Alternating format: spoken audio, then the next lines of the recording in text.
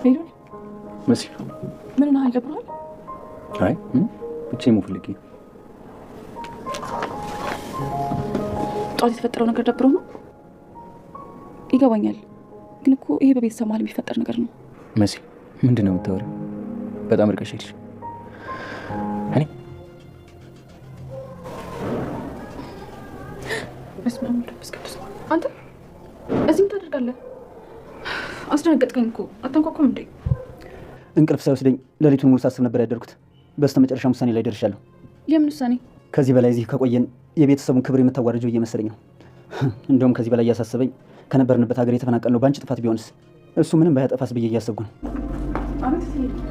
መሲ በጣም የተደፋፈርን አልመሰለሽም? አሁን እዚህ ቤት ወጥቼ ምን ሳደርግ እንደነበር ታውቂያለሽ? አይ አላውቅም። አታውቂም? ከአንቺ የወሰድኩት ወርቅ የለም፣ ተዋርጃለሁ። የት ነው?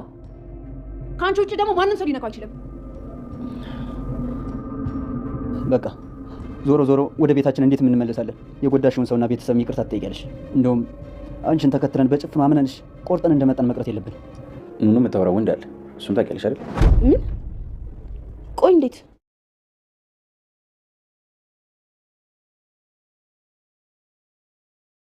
ኤልሹ ስትመኘውና ስትፈልገው የነበረው ነገር ተሳካላት። ይህም ምንድን ነው? ኑኑንና ቤሉልን ለማጣላት ስትፈልግ የነበረበት መንገድ ተሳክቶላታል። ቤሉል አሁን ላይ ኑኑ የምትባል በኒውስ ህይወት ውስጥ የለችም። ከዚህ በኋላ ከልብ ያስወጥቻታለሁ፣ እንኳንስ አይደለም ቀርቶ አብሬያት ልሆን ላያት አልፈልግም የሚል ከባድ ውሳኔ ወስኗል። መኩም ባንቺ የተነሳ ከሀገር ተሰደን መጣን፣ እዚህም ደግሞ ባንቺ የተነሳ ከምንዋረድ ሀገራችን ብንገባ ይሻላል። ወደ ሰው እንመለስና የበደልሻቸውን ሰዎች ይቅርታ ትጠይቂያለሽ። እንዲሁም አንቺን አምነን ጠላት አፈርተን መምጣታችን ልክ አልነበረም። ምናልባትም እነሱ ተበዳይ ሊሆኑ ይችላሉ እያለ ነው። እናቴን ተወልዳ ካደገችበት አብራ ከኖረችው ከበላች ከጠጣቻቸው ጎረቤቶቿ በሞት ይቀብሩኛል፣ ባዝን ያስተዛዝኑኛል ከምትላቸው ቤተሰቦቿ፣ ወዳጅ ዘመዶቿ አቆራርጠሻታልና ወደዛ ወደ ቀያችን መመለስ ይኖርብናል የሚል ውሳኔ ላይ ደርሷል። ለዚህም ደግሞ ቤተሰቡ ሰብሰብ ብሎ ውሳኔ ለመወሰን ኑኑ እየተጠበቀች ነው። ጆም ደግሞ ኑኑን ከልቡ አፍቅሯታል። ኑኑ የቀረበችው ከልብ መስሎት እንግዲህ ኤልሹን ኑኑን እንዲያፈቀራት ለኤልሹ ነግሯታል ማለት ነው። ኤልሹ ከዚህ በፊትም ለሱ የፍቅር ስሜት ኖሯት ሳይሆን እያስመሰለች እንደነበረ ሁሉንም ነገር እያስታወሰች እየነገረት ነበር። ከዚህ በኋላ አጠገቤ እንዳትደርስ ብላለች። ምክንያቱም ኤልሹ እሱንም የምትፈልገው እሱንም ሆነ ኑኑን የምትፈልገው ልትበቀላቸው እንጂ የእውነት ለኑኑም ቢሆን እንዲታግዛትና ውለታዋን ልትመልስላት አልነበረም። እናም አሁን የተመኘችው ሁሉ ተሳክቶላታል። ሰላም ሰላም! ውድና የተወደዳችሁ ውድ ቤተሰቦች እንደምን አላችሁ? በያላችሁበት የዓለም ዳርቻ ሰላማችሁ በዘት ተተረፍ ይበል እያልን በአዲስ መተናል። በቅንነት ላይክ፣ ሼር፣ ሰብስክራይብ እያደረጋችሁ ቤተሰብ አድርጉን። በባለፈው ክፍል እንደተመለከትነው እንግዲህ ተከታታይ ድራማ ቴዲ ለመሲ የመጨረሻ ለምላት ለማገባት ትዳሪ ለምላት የልጆች እናት ለማረጋት ሴት የሚሰጥ ስጦታ ነው። ይሄ ከእናቴ የመጣ ውድ ስጦታ ነው። እናቴ የመጨረሻ ለምትላት ለምታገባት ሴት ስጣት ብላ የሰጠችን ስጦታ ነው። ይሄ እናቴ ማስታወሻ ነው ብሎ በክብር ሲያስቀምጥ የነበረውን ጌጥ አሳልፎ ለመሲ ሰጥቷል ማለት ነው። የመሲ ክፍል መጽሐፎቿን ስታገለባብጥ ወይዘሮ ሄለን አጊታው ስለነበር ለቴዲም እንዲያገኘችው ነግራውና በፎቶም ልክ አሳይታው ነበር። ከቴዲ ጋር ተደዋውለው ተቀጣጥረው የተቀጣጠሩበት ቦታ ወርቁን ልታደርስላት ሄዳለች። ግን ደግሞ መሲ ይሄ ነገር የወርቅ ከኔ እጅ ወጥቶ ሳይሆን በኔ እጅ ነው ለባለቤቱ መመለስ ያለበት የሚል ውሳኔ ላይ ደርሳለች። መሲ ለቴዲ ደውላለት ነበር ስለ ጌጡ ማወቅ ፈልጋ። እናም እንግዲህ ያ ጌጥ ምንድነው ብላ ነግራዋለች። ከሄለን ሰርቀህ ነው እንደ የሰጠኸኝ ምንድነው ጌጡ ባለችው ጊዜ በጭራሽ እንደዛ አይደለም ብሏታል። እና ታዲያ ስታየው ለምን እንደነገጠች በዚህ ልክ ለምን እንደዚህ ሆነች ብለው ነበር። እሱን በወሬ ደረጃ እንደምታውቀውና በፎቶም እንደምታውቀው ነግሯታል። እና ታዲያ እውነት ይሄ ብቻ ነው ባለችው ጊዜም ተገናኝተው እንደሚያወሩ ነግሯት ስንገናኝ በአካል ብናወራ ይሻላል ብሏታል ማለት ነው። እና መሲም እኔ ራሴ ነኝ ይሄን ጌጥ መስጠት ያለብኝ ብላ ስላሰበች ጌጡን ይዛ ወደ ቴዲ ለመሄድ ወስናለች። ይሄ መፍትሄ ያለችው እንግዲህ ወይዘሮ ሄለን ክፍል ገብታ ቦርሳውን ስትፈትሽ አግኝተዋለች። ባገኘችው ጊዜም የፈለገው ነገር ይምጣ ብላ ወስና ጌጡን መሲ ወስዳለች ማለት ነው። እና ወይዘሮ ሄለንም ከቴዲ ጋር የተለመደው ቦታ ተቀጣጥረው ስትሄድ ልትሰጠው ስትል ግን ጌጡ እሷ ጋር አልነበረም። ከዛም ወደ ቤት እያበደች እሳት ለብሳ እሳት ወርሳ ተመልሳለች። ኤልሹ በጧቱ ተነስታ ቤቷ ውስጥ እየጻፈች ነበር።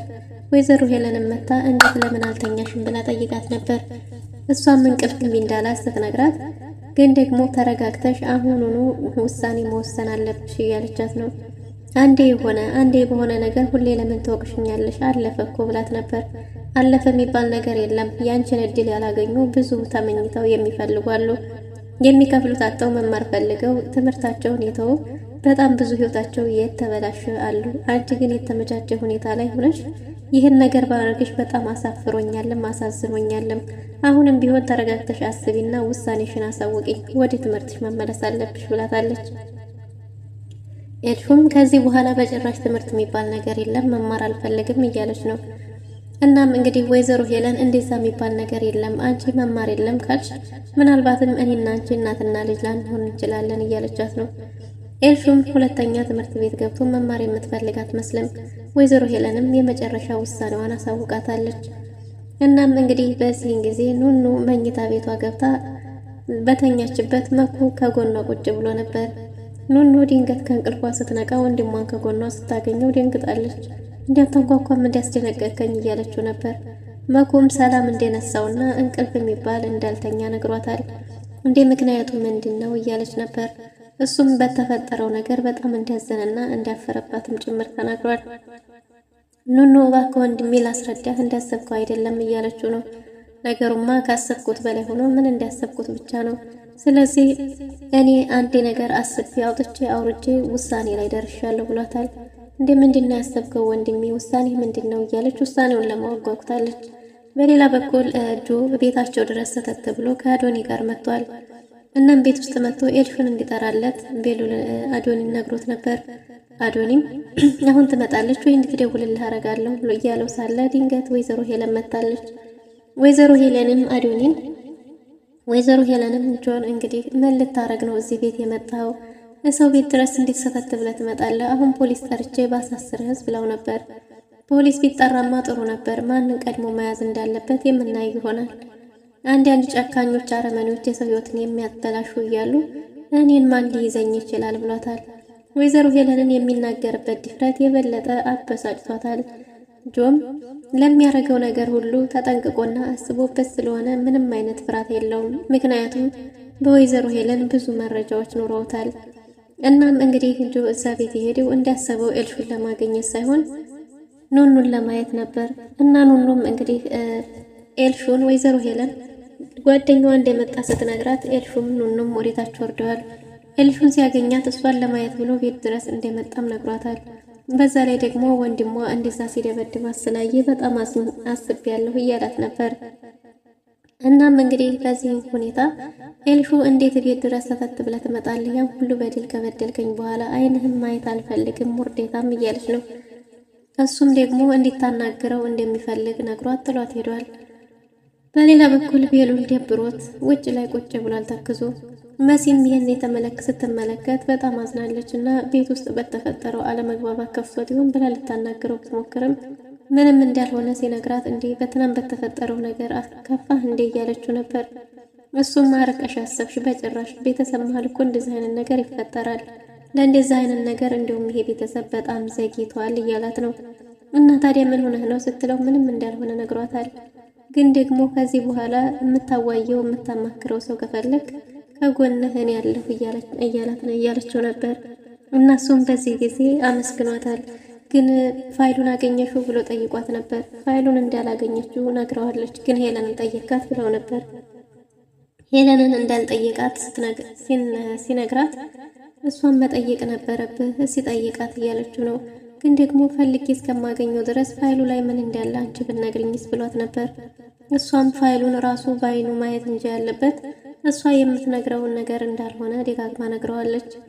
እናም በዚህ ሁኔታ እንግዲህ ቤሉል የኔ ውድ እህት መስዬ ከልጅነቴ እስካሁን ድረስ ሁሌም ከጎን ያለሽ የማትቀየሪው በጣም አመሰግናለሁ ብሏታል። መሲም ስታመሰግነኝማ ያራከኝ ይመስለኛል፣ ግን ደግሞ ማውራት የምትፈልገው ነገር ሁሉ እኔ ከጎንህ ነኝ ብላ አጽናንተዋለች። ኑኑ በሌላ በኩል ወንድሜ ምን እያሰብክ ነው እያለችው ነበር። መኩም እያሰበ ያለው የተፈጠረው ነገር ሁሉ ስህተት እንደሆነ፣ ሰዎቹን መወንጀላቸው፣ ሰዎቹን ጥፋተኛ ናቸው ብለው ማሰባቸው ልክ እንዳልሆነ ነግሯታል። እንዴት እንደዛ ትላለህ ወንድሜ? የተፈጠረውን ነገር ላስረዳ። እሺ አስረዳ ትልና በመሀል ታቋርጠኛለህ። አውርቼ እንኳን እስከጨርስ አትጠብቅም እያለችው ነበር። እሱም ደግሞ እሺ ንገሪኛ፣ እውነቱን ልስማሽ እያላት ነበር። እንግዲያስ እውነታው ከዚህ በፊት እንዳየኸው አንተ ያየኸው ነገር ልክ አይደለም። ልጁ የኤልሹ ጓደኛ ነው፣ እሱን ደግሞ ታውቀዋለህ። ስለዚህ እኔ እሷ ያልተቀበለችው ዕቃ ስለነበረ ልቀበል ነው የሄድኩት እያለችው ነው። ለዛውም አበባ ይዘሽ ባላት ጊዜም እንዴ አሁን እኮ ንገሪ ብለህ ነበር፣ አስጨርሰኝ አታቋርጠኝ እያለች ነበር። እናም ታዲያ ምንድን ነው ባላት ጊዜ እንዳየኸው ሳይሆን ዕቃ ስለነበረ ዕቃ ላመጣላትና እሷ አርጂ ብላይ ስለነበረ እሷን እየረዳኋት ነው የሷን ልብስ ለብሼ የሄድኩት ብላ ነበር። ይሄን ሀሳብ ብዙ አልተዋጠልኝም፣ አንቺንም እንኳ ባምንሽ እሷን ላምናት አልችልም እያለ ነው። ለምንድን ነው ወንድሜ የማታምነኝ ብላለች። ከዚህ በፊትም እሷን አምነው መምጣታቸው ስህተት እንደሆነም ነግሯታል። ምናልባትም እኮ እነዛ ቤተሰቦች ተበዳይ ሊሆኑ ይችላሉ። እነሱ ሳይሆኑ አንቺ ትሆኛለሽ የደረሽባቸው። ስለዚህ ከቀያችን ወጥተን እንደ ቀልድ መቅረት የለብንም። እዚህ መቆየታችን ደግሞ ልክ አይደለም እና እኔን የበለጠ አንገቷን እያስደፋሻት እና እያሳፈርሻት ነው። እኔንም አሳፍረሽኛል። ስለዚህ ወደ ቀያችን መመለስ ይኖርብናል ብሏል። እንደሱማ እንዴት ይሆናል እያለች ነው። እዚህ ሆነሽም ካልተማርሽ ትርፉ ምንድን ነው? ስለዚህ እዛው ቀያችን መሄድ ይኖርብናል። ቤተሰቡም ይቅርታ ትጠይቂያለሽ ብሏታል። በጭራሽ ወንድሜ እንደዛማ አይሆንም እያለች ነው። እሱም ደግሞ እንደወሰነና እስከ ዛሬ ድረስ እሷን በማመኑ እንደተሳሳተ ደግሞ ነግሯታል። እንደ ወንድሜ እንዴት እንደዛ ትላለህ እያለች እጅግ በጣም ከፍቷታል። በሌላ በኩል ወይዘሮ ሄለን ተመልሳ ስትመጣ ቤቱን በጥሪ ቀውጠዋለች። ኑኑ እና መሲ እያለች እየጮኸች ነበር። መሲ አቤት ትይ ብላ በሄደች ጊዜ ስለ ጌጡ ከኔና ካንቺ ውጭ የሚያውቅ ሰው የለም፣ ስለዚህ ጌጡን ወስደሽዋል እያለቻት ነበር። መሲም የምን ጌጥ ነው? ስለምን እያወራሽ እንደሆነ አላቅም እና ያነሳሁትም ነገር የለም ብላለች። ግን ደግሞ ጌጡ አሁን የት ሄጄ እንደነበረ ታውቂያለሽ? አሁን ከቤት ወጥቼ ነበር። ስለዚህ ጌጡን ላደርስ ተዋርጄ ነው በሰው ፊት የተመለስኩት። ስለዚህ አሁን ወርቁን ታመጫለሽ። ካንቺና ከኔ ውጭ ስለሱ ጌጥ የሚያውቅ የለም እያለች ነው። መሲም ምንም የምታውቀው ነገር እንደሌለ የምታውቀው ወርቁን እሷ እንደወሰደችው ብቻ እንደሆነ ነግራት ነበር። ግን ደግሞ ወይዘሮ ሄለን እጅሽን እቆርጥልሻለሁ እያለቻት ነው። መሲም በሀሳቧ ጸንታ ምንም የማውቀው ነገር የለም ብላ ክዳለች። እናም በዚህን ጊዜ እንግዲህ በዚህ ቤት ከኔና ካንቺ ውጭ ማንም ሰው ያየ ስለሌለ ከኔና ካንቺ ውጭ ሌላ ማንም ሊያውቅ አይችልም። መሲም ደግሞ ከዚህ በፊትም እኮ እንደዚህ ብለሽን እኛ ጋር ምንም ነገር አልነበረም ብላለች። በሱም ቢሆን እርግጠኛ እንዳልሆነች እስካሁን ድረስ ተናግራለች። እናም አሁን ክፍልሽን ሄጄ ፈትሻለሁ። ክፍልሽን ሄጄ ፈትሼ ወርቁን ካገኘሁት ግን ያለ እጅ መኖር እንዴት እንደሆነ አሳይሻለሁ እያለች እየፎከረች ሄዳ ነበር። በሄደችም ጊዜ መሲ ክፍል ምንም ነገር አላገኘችም። እቃዎቿን በሙሉ አገላብጣ ብትፈልግም ግን ደግሞ የተፈለገውን ወርቅ አላገኘችም። መሲ በጣም አዝናናት፣ ደብሯት እዛው ሶፋ ላይ ቁጭ ብላ ነበር። መኩም በውሳኔው መጽናቱን ለኑኑ ነግሯት ከቤተሰቡ ጋር ለመሰባሰብ እናቱንም ጠርቶ መሲም ጋር ተገናኝተው ታች ቁጭ ብለዋል። መሲን እህቴ ምንድነው የሆንሽው? ደብሮሻል እንዴ እያላት ነበር። እሷም ትንሽ ደክሟት እንደሆነ እንጂ ሌላ ምንም እንዳልሆነች ነግረዋለች። የማታ ስራውስ እንዴት እየሆነልሽ ነው ሲላትም ስራው አሪፍ እንደሆነ ነግራው ግን ደግሞ አሁን ትንሽ እንደደካክሞኛል እያለች ነው። እና ወይዘሮ አይንዬም እንደ ስብሰባ አለ እንዴ ምንድነው አጠርፋችሁ የጠራችሁኝ እያለች መታለች። እንዴ ምንድነው ሲባልም መኩ እኔ ነኝ የጠራኋት የቤተሰብ ውይይት ያስፈልጋል ብሏል። መሲ በጭራሽ ዝቁንም ማውራት የለብንም ወይ ወደኛ ክፍል እንሄድ እያለች ነው። መኩም የተደበቀ ነገር ስለማናወራ ምንም ችግር የለውም፣ ይሄ ከሰዎች የተደበቀ አይደለም እያለ ነው። መሲ ባካችሁ ክፍል ገብተን እናውራ ወይም ደግሞ ቶሎ እናውራና ማንም ሳይመጣ እንበተን እያለች ነው። መኩም ጉዳዩ ኑኑን ስለሚመለከት እሷ መጠበቅ አለባት ብሏል። ቤሉል እህቱን ይቅርታ ሊጠይቅ ወደ እህቱ ክፍል ሄዷል። እናም እንግዲህ ኤልሹ ስታዩ ፊቷን አዙራ ነበር። ቤሉልም ለተፈጠረው ነገር በጣም ይቅርታ እያለ ነው። እናቴንስ እንዴት እጄን ታነሳባታለህ ብትልም እሱም ደግሞ ለእሷ እጁን አንስቶ ሳይሆን ልትመታውን ስለነበረ እየተከላከለ እንደሆነ ነግሯት ለተፈጠረው ነገር በጣም ይቅርታ ብሏታል። ደግሞ ስለ ኑኑ የነገርሽ ነገር ሁሉ ልክ ነበር፣ አልሰማ ብዬ እኔ ነኝ እያለ ነው። ምን ተፈጠረ ስትለውም ከእጁ ጋር ፍቅር እንደጀመሩ ሲነግራት እንደ አዲስ ምንም እንደማያውቅ ሰው ምን ብላ ተደናግጣ ነበር። እኔ ላናግራት ባለችውም ጊዜ አይ ማንም ሰው እንዳናግራት አልፈልግም፣ ከዚህ በኋላ እሷ የምትባል ሴት እኔ ልብ ውስጥ የለችም። እሷን ከልቤ ለማውጣት እየታገልኩ ነው። ስለዚህ ከዚህ በኋላ ላያትም ሆነ እንኳን አብሬያት ለሆን ላያት አልፈልግም እያላት ነው። ኤልሹ የምትፈልገው የነበረው ይሄንኑ ነው። ድንገት በር ላይ ሆና ኑኑም እየሰማች ነበር። ኤልሹን ስትጠይቃት ግን ኤልሹ እውነቱን ገልብጣ ሌላ እውነት ነግራታለች። እሷ እንዲያግባባቻቸውና በሌላ ሰው ተናዶ የሌላ ሰውን ስሜት የሌላን ሰው እንደሆነ የተናገረው ነግራታለች።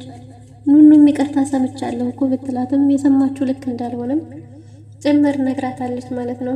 ኑኑም የእውነትም ተቀይረሻል ማለት ነው አመሰግናለሁ ብላ ከቤት ወጥታለች። አዶኒና ጆ አሁን ላይ ጓደኛ ሆነዋል። ጆን ሽጉጥ ግን እንዲያመጣለት ነግሮት ሽጉጥ ለአዶኒ ሰጥቶታል። አዶኒ ማን ሊመታ ነው በዚህ ሽጉጥ? ጆ በተደጋጋሚ ለኑኑ እየደወለ ነው። ኑኑም እንዴት ስልክ አንስት ባህሪሽ ለምንድን ነው የሚቀያየረው? አቤት የምትኝ ትምህርት ቤት አቴንደንስ ይመስልሻል እንዴ? ምን ሆነሽ ነው አንዴ ሰው አንዴ እንትን የምትሆኙ እያላት ነበር። እሷን በሱ የተነሳ ብዙ ከባድ ችግር እንዴት ተፈጠረ ነግረዋለች። በሌላ በኩል እንግዲህ እነ ቤሉልም እየጠበቋት እና ዶኒ መኩ ቤተሰቡ ውይይት ላይ እየተጠበቀች ነው። ግን ደግሞ ቤሉልን ሂጅና ዳግመኛ እናግሪው ብላ ኤልሹ ልካታለች። ኤልሹ በኑኑና በቤሉል መበጣበጥ እጅግ በጣም ደስተኛ ሆናለች ማለት ነው። የቤተሰቡ ውሳኔ በምን ሊጸና ይችላል የሚለው በቀጣይ ክፍል ይዘን እንመጣለን። ለዛሬ ነበረን ቆይታ ይመስል ነበር። መልካም